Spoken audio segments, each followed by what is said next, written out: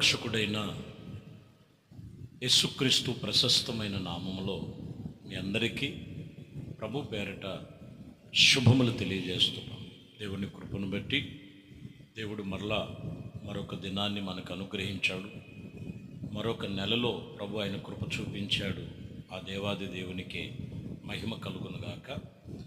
పరిశుద్ధ గ్రంథములో నుండి 91వ కీర్తన 16వ వచనాన్ని చదువుతున్నాం. దీర్ఘాయువు చేత అతనిని తృప్తిపరచెదవు, నా రక్షణ అతనికి చూపెదను. ఈ వాక్యములో నా రక్షణ అతనికి చూపెదను. యేసుక్రీస్తు ఈ లోకమునకు లోకరక్షకుడుగా ఈ లోకానికి వచ్చారు. ఆయనను వెంబడిస్తూ, ఆయన ఆరాధిస్తూ, ఆయన యందు భయభక్తులతో, భక్తి శ్రద్ధలతో చేస్తున్నవారు ఆయన రక్షణను మీరు చూశారా? ఆయన రక్షణను మీలో ఉన్నదా? ఆయన రక్షణ మీరు కలిగి ఉన్నారా? లోకములో రక్షించబడి ఏ మనుషులలో రక్షణ లేదు. జీవము కలిగిన దేవుని సన్నిధిలో ఆయన లోకరక్షకుడిగా వచ్చాడు. ఈరోజు ఎవరు దేవుని సన్నిధిలో నిలిచి ఉంటారు? వారు రక్షణ చూడాలి. పేతురు రాసిన పత్రికలో 1 పేతురు 1వ అధ్యాయం 9వ వచనములో, అనగా ఆత్మరక్షణ పొందుచు చెప్పసఖ్యము గాని మహిమయుక్తమైన సంతోషము గలవారైతే ఆనందించుచున్నారు. ఇది ఏ రక్షణ అయి ఉన్నదంటే ఆత్మరక్షణ పొందాలి. మనుషుడు లోకములో ఎన్నో సేఫ్టీలు చూసుకుంటున్నారు, కానీ ఆత్మకు రక్షణ లేదు. ఆత్మల కాపరి ఉన్నాడు, మన ప్రధాన యాజకుడు. ఆ ఆత్మలను ప్రతి ఒక్కరూ కూడా రక్షించబడినటువంటి ఆత్మ సంబంధమైన వారముగా ప్రభుతో నిబంధన చేసుకుని ఉండాలి. అప్పుడు చెప్పసఖ్యము కాని సంతోషము, ఆనందము వారి జీవితంలో ఉంటుంది.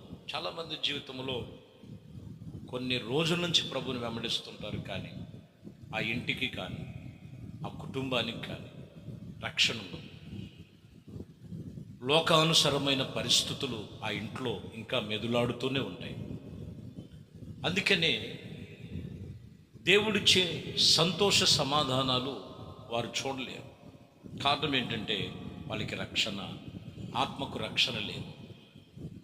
హెబ్రీయులకు రాసిన పత్రిక 6వ అధ్యాయం 9వ వచనంలో, అయితే ప్రియులారా, మేము ఎలాగున చెప్పుచున్నామో మీరంతకంటే మంచిది రక్షణకర్త అయినది స్థితిలో ఉన్నారని రూఢిగా నమ్ముచున్నాము. ఇక్కడ పౌలు గారు వాళ్ళతో చెప్తున్నారు, మీరు చెబుతున్నారు బాగానే ఉన్నది, మంచిదే, కాదంటలేదు. రక్షణకర్త అయినది స్థితిలో ఉన్నానని, రూఢిగా నమ్ముచున్నానని దైవజనుడు చెప్తున్నాడు. ఈరోజు నువ్వు లోకములో ఉన్న విషయములు చెబుతూ నీ కుటుంబమును గురించి మాట్లాడుకుంటూ ఉంటూ, నేను బాగానే ఉన్నానులే అనని ఎన్నో విషయాలు చెప్తుంటారు. రక్షణకర్త దేవుడు సన్నిధిని, ఆ రక్షించబడినటువంటి స్థితిలో ఏ కుటుంబం ఉంటుందో ఖచ్చితంగా చెప్పగలిగినటువంటి అనుభవాలు ఉన్నాయా? ఆ స్థితిలో ఉండాలి. మీరు గమనిస్తే యేసు ప్రభువారు ఎందుకు వచ్చాడు యెరికో ప్రాంతానికి? అక్కడ ఉన్న వాళ్ళకి అర్థం కావట్లా. కానీ ఆ జనాల్లో నుంచి ఒక వ్యక్తి ఉన్నాడు, అతని పేరు జక్కయ్య అని. జక్కయ్య యేసును చూడాలనుకున్నాడు. యేసు ప్రభువారు అతన్ని చూశాడు, అతని పేరు పెట్టి పిలిచాడు, అతని ఇంటికి వెళ్ళాడు. అప్పటి వరకు జక్కయ్యను గురించి మంచి సాక్ష్యం లేదు అక్కడ. యేసు ప్రభు వారు జక్కయ్య ఇంటికి వెళుతున్నప్పుడు ఈయన పాపులతో బస చేయటానికి వెళుతున్నాడేంటి, పాపుల ఇంటికి వెళుతున్నాడేంటి అని మాటలు కూడా అక్కడ వచ్చినప్పుడు లూకాసు వార్త 19వ అధ్యాయములో 9లో మనం చదివితే, అందుకు యేసు ఇతడు అబ్రహాము కుమారుడే, అందుకు నేడు నీ ఇంటికి రక్షణ వచ్చిందని ప్రభు చెప్తున్నాడు. చాలా రోజుల నుంచి మందిరానికి వెళ్ళే వాళ్ళు ఉంటారు, బైబిల్ పట్టుకొని తిరుగుతూ ఉంటారు. ఈరోజు ఆ ఇంటికి, ఆ కుటుంబానికి రక్షణ ఉందా? బాప్టిజం తీసుకోమంటే, రక్షణ పొందుకోమంటే ఇప్పుడే మాకెందుకంటారు. కాలము సమీపించుచున్నది, దేవుని రాజ్యము సమీపముగా ఉన్నది, మారు మనసు పొందమని చెప్తున్నప్పుడు ఇప్పుడే మాకు అవసరం లేదంటారు. ఇట్లాగా సాకులు చెప్పి కాలాన్ని గడిపేటువంటి స్థితిలో వాళ్ళకి, వాళ్ళ కుటుంబానికి రక్షణ లేకపోవటం వలన దేవుడిచ్చే సంతోషము వారి జీవితంలో ఉండదు. ఖచ్చితంగా వాక్యం చెప్తున్నమాట.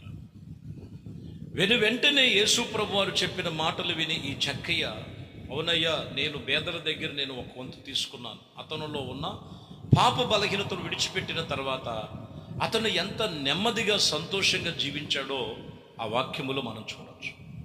కాబట్టి ప్రియమైన దేవుని బిడ్డలారా, ప్రభు ఈ లోకానికి వచ్చింది నశించిన దానిని వెతికి రక్షించడానికి వచ్చాడు. ఈరోజు నువ్వు దేవుడు చెప్పినటువంటి రీతిగా నీవు ఆ రక్షణ ఎప్పుడు కలిగి ఉంటుందంటే, నీకు నీ ఇంటికి రక్షణ. వాక్యము చెప్తున్న మాటల ప్రకారంగా ఇదిగో నీవు ఆ బలహీనతలలో, ఏవైతే బలహీనతలో జక్కయ్య వలె ఒప్పుకొని ప్రభువుని వేడుకున్నారో వెంటనే ఆ ఇంటికి రక్షణ వచ్చింది. నీ జీవితంలో కూడా ఈరోజు నా రక్షణ వారికి నేను చూపెదనని ప్రభు చెప్తున్నాడు. ఎవరు చూస్తారంటే, ప్రభు దగ్గరికి వచ్చి పశ్చాత్తాప్తులు కలిగి ప్రభుతో నిబంధన కలిగినప్పుడు. కీర్తన గ్రంథంలో కూడా 116వ కీర్తన 13వ వచనంలో మనం చదువుతున్నాం, రక్షణ పాత్ర చేత పుచ్చుకొని యెహోవా నా మనవి ప్రార్థనలు చేస్తున్నప్పుడు, యెహోవా నామములో ప్రార్థన చేస్తున్నప్పుడు ఆ ప్రార్థనలన్నీ కూడా ఆలకించాడు. ఎప్పుడంట? రక్షణ పాత్ర చేత పట్టుకొని, వాక్యం విని దేవుని తెలుసుకొని ఏదో కానుకేసుకుంటున్నానని కాదు, నువ్వు రక్షణ పొందుకొని ఆ పాత్రను చేత పట్టుకొని, నేను రక్షించబడ్డాను ప్రభువా, బాప్టిజం పొందాను, మారు మనసు పొంది రక్షణ పొందుకున్నానని నువ్వు చేతపట్టి నువ్వు 2 చేతులు చాపి ప్రభు నామములు ప్రార్థన చేస్తే నీ ప్రార్థనలన్నీ వింటాడు ఆయన. ఎప్పుడనంటే నీ ఒక రక్షణ పాత్రగా దేవుడి సన్నిధిలో ఉన్నప్పుడు ఆయన నిన్ను ప్రతి విషయములో కూడా నీ ప్రార్థనలన్నీ కూడా అంగీకరించు దేవుడు, ఆలకించు దేవుడు. ఆయన పేరు నజరేయుడైన యేసు. ఫిలిప్పీయులకు రాసిన పత్రికలో 2వ అధ్యాయంలో 12వ వచనంలో మాట మనం దైవజనుడు పౌలు రాసినటువంటి మాటల్లో 2:12, కాగా ప్రియులారా, మీరెల్లప్పుడూ ఈ విధముగా ప్రకారముగాను ఉన్నప్పుడు మాత్రమే కాక మరి ఎక్కువగా నేను మీతో లేనప్పుడు ఈ కాలమందు భయముతోనూ వణుకుతోనూ సొంత రక్షణ కొనసాగించాలి.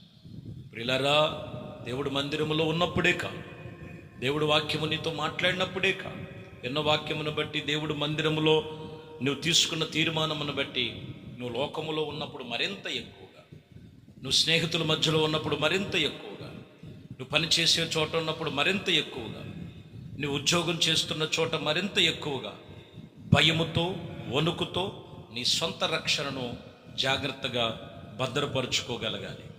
అప్పుడే నీ ప్రార్థనకి ప్రతిఫలమిస్తాడు, నీ రక్షణ ఆనందము కలుగుతుంది. నీ రక్షణ పాత్రను బట్టి దేవుని సన్నిధిలో నువ్వు ఇదిగో నీ మనవులన్నీ ప్రార్థనకి చెప్తూ ఉన్నప్పుడు ఆ ప్రార్థన మనవులన్నీ ఆలకించి ప్రతిఫలమిస్తాడు. కాబట్టి ముందు రక్షణ లేకుండా, రక్షణలో నిర్లక్ష్యం ఉంచుకొని దేవుడి సన్నిధిలో ఇంకనూ ఆ రక్షణను పొందుకొనటానికి ఆలస్యము చేస్తూ ఉండటం ఇది మంచిది కాదు. నేడు నీకు నీ ఇంటికి రక్షణ కావాలి, నీ కుటుంబానికి రక్షణ కావాలి. లోకరక్షకుడు ఈ లోకమునకు వచ్చి ఉన్నాడు. ఆలస్యము చేయొద్దు. వచ్చేవాడు ఆలస్యము చేయట్లేదు. ఇదిగో దేవుని సన్నిధిలో త్వరపడి దేవునితో తీర్మానం కలిగి ఆ రక్షణను కొనసాగించుకోమని ప్రభు చెప్తున్నారు.